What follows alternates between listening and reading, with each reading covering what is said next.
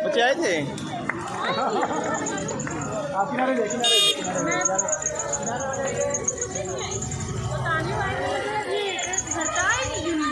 ना आई ना फोन कर देती।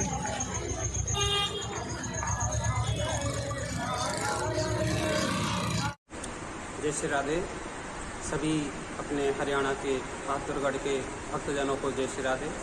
होली की बधाई देते हुए श्री राम मंदिर से ओमेक सिटी से आपको ये बताया जाता है कि होली का पर्व जो है वो आपके भारतवर्ष में इतना हर्षोल्लास से कैसे मनाया जाता है, इसके विषय में श्रीमद् भागवत में भी, वेदों में भी, शास्त्रों में भी प्रमाण है कि भक्त प्रहलाद को बचाने के लिए नरसिंह भगवान प्रकट हुए, क्योंकि जो होलिका थी उसको एक वरदान था।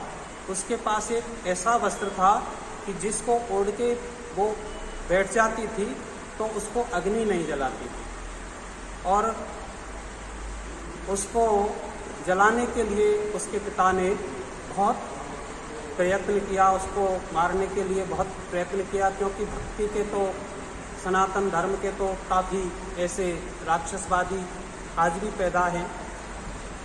तो उस ओढ़नी की, उस की जो वरदान था उसमें फिर भगवान ने क्या रक्षा की कि भक्त प्रहलाद ने भगवान का नाम लिया, भगवान का स्मरण किया, भगवान का कीर्तन किया।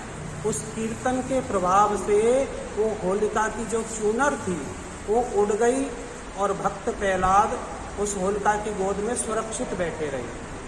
वो चूनर भक्त प्रहलाद के ऊपर उड़ करके आ गई और होलिका से उगड़ गई, होलिका से नीचे उतर गई। तो इसका मतलब यह है कि भक्ति की रक्षा करने के लिए भगवान किसी न किसी रूप में आते रहते हैं। दूसरा प्रमाण ये भी बताया जाता है कि हमारे भारतवर्ष में माताएं जो अभी पूजा कर रही हैं, अभी बताएंगे आपको, यहाँ होलिका का बहुत अच्छा उत्सव मन रहा है शाम को 7 बजे।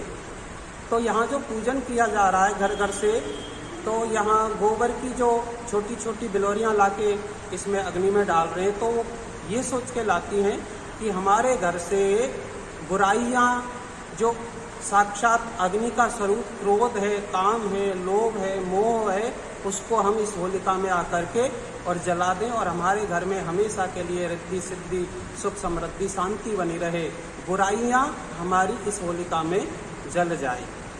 तीसरा, ये उत्सव हमारे लिए प्रेम भरा होता है कि बुराइयों को त्याग करके, राग द्वेष को त्याग करके हर किसी से मिलने का, जुड़ने का और इस याद को, भाईचारे को ताज़ा करने का गुलाल लगा करके और हम इसको ताज़ा करते हैं। इस तरह का हमारे भारतवर्ष में वेदों में, शास्त्रों में होलिका का वर्णन बताया गया है।